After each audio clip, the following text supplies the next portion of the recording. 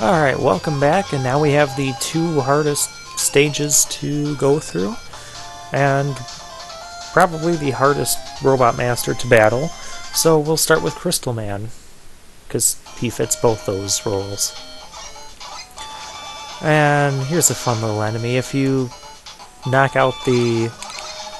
I don't even know what you call those things. The thing on the bottom, it'll send the ball flying, and then the... yeah, like that. You know what I mean. Let's use Power Stone.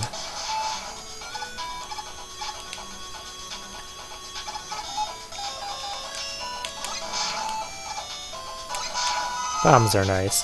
And here is the place where I really like the Star Crash, because you can just go through, it will absorb the crystal shots even though it absorbed none of them. And I made that look much more impressive than I usually do. And we have the Crystal Joe enemies.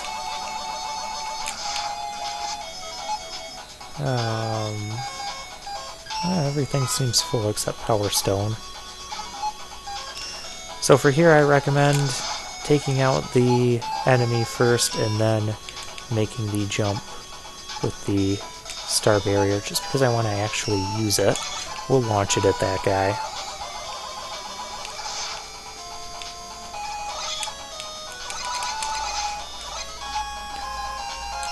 And because I still want to demonstrate that the Star Barrier will protect you from the falling crystals, there you have it. And we'll demonstrate the wave weapon against that guy. It just crawls along the ground. You can only fire it when you're on the ground. So there's that to be mindful, and there's Power Stone not being as helpful as I would like it to be. And there's Power Stone being awesome. What can I do against this guy? Let's try this thing. His super arrow can actually damage enemies, but it's very slow to launch, so... Charge Kick. I was going to try and slide through him. Guess that didn't work out either. You guys can go away. Oh, so can you guys.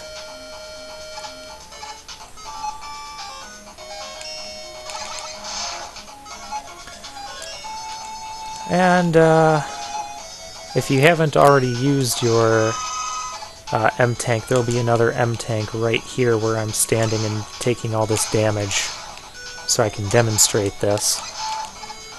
I'll just bomb everything on the screen. And now we get to a falling section where we have spikes, and we also have the letter there, or in this case the number 5, which stands for high five.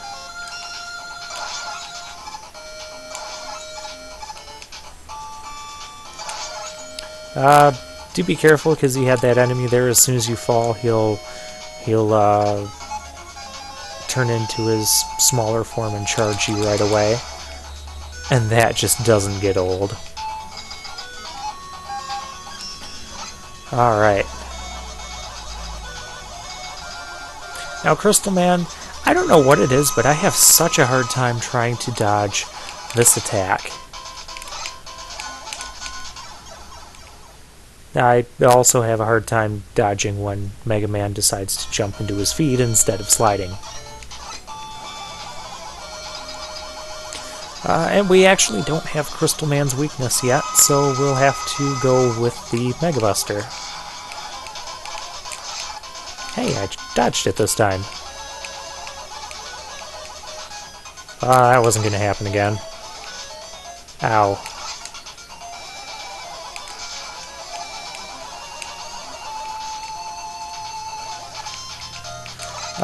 One little difference from Mega Man 4 is when you get hit or you take damage, you will lose your charged attack.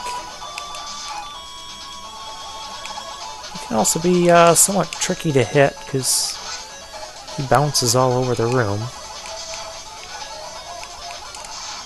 Oh, and I still took damage from that last one. Do the happy dance, because you just barely made made it alive out of that one, Mega Man. It's not like we have a ton of lives to go through. But we actually might do a lot more dying in this next stage. You'll see why. For that, we get the Crystal Eye. It shoots out a giant crystal, and if the crystal connects with an enemy, it'll just kind of go away. It won't look too impressive. But if it connects with a wall, it'll separate into 3 different smaller crystal orbs and kind of bounce all over the place. It's neat.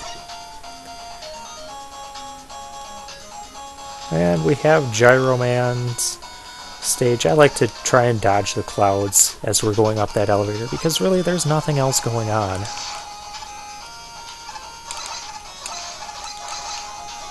And you have these little annoying saucer enemies. You've got these annoying enemies on the edge here. Just take them out as they come. Don't let the enemies stack up against you and you'll be okay. Oh, thought you were going to make that jump, Mega Man. Special weapon, shall we? Good job missing their Power Stone. We'll demonstrate the Crystal Eye.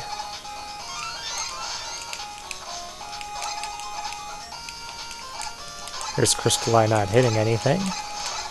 There's Crystal Eye hitting a couple things. There's Mega Man behind the clouds. Huh. Hey, that actually worked. I need a different weapon. In an emergency situation, Power Stone can be used like a barrier, and when it misses, it's kind of going to go around the screen like that. Water Wave, because you shouldn't really be able to kill those things with water, because it's a ground-based weapon.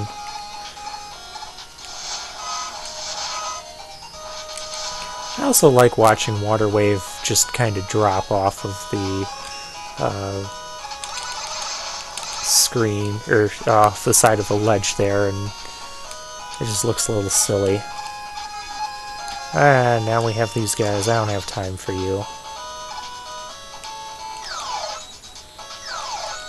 This A is tricky to get. Really tricky to get without dying. Oh. Usually I have to die to get there. Apparently Mega Man just does not want to die in the stages today. I'm okay with that. It's not like I have a lot of spare lives anyways. This is another tricky section for Gyro Man. You have all of these platforms. You want to time it so that you're jumping up just at the moment where you can barely reach it but still not jump into the spikes. Like I said, that can be difficult. And we have the stone weapon flying off of the enemy's projectiles. That's interesting. Let's use the barrier, because I haven't used that yet. I wonder if I can hit this guy with Water Wave. Yes, I can! Once again, hitting enemies that you shouldn't be able to hit with Water Wave. And, well, I made a mistake. Gyro Man here is weak to the gravity hold. See? And now we have to use Buster. So he'll throw out a gyro projectile, just jump over it, because as soon as it reaches where you are, it'll move upwards. He'll take to the sky. Firing at him helps. But overall, he's not as difficult as what I'm making him look. He's more difficult when you never hit him.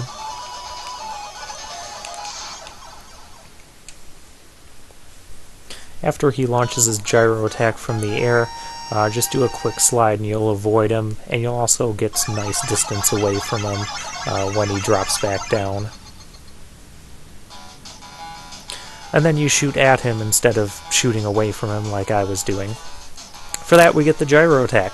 It works just like his weapon. You launch it and you can move it up or down once.